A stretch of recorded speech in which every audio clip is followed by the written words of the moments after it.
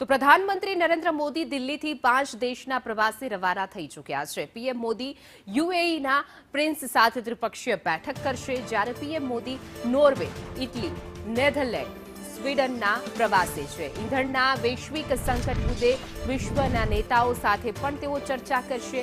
વ્યાપારિક અને સાંસ્કૃતિક સંબંધો અંગે તેઓ ચર્ચા કરશે। તો પ્રધાનમંત્રી નરેન્દ્ર મોદી 5 દેશોના પ્રવાસે રવાના થયા છે, ત્યારે ખાસ મિડલ ઇસ્ટમાં તણાવભરી પરિસ્થિતિને લઈને આ પ્રવાસ ખાસ માનવામાં આવી રહ્યો છે। ખાસ કરીને યુએઈમાં તેઓ પ્રિન્સ સાથે દ્વિપક્ષીય બેઠક કરશે, ચર્ચાઓ કરશે।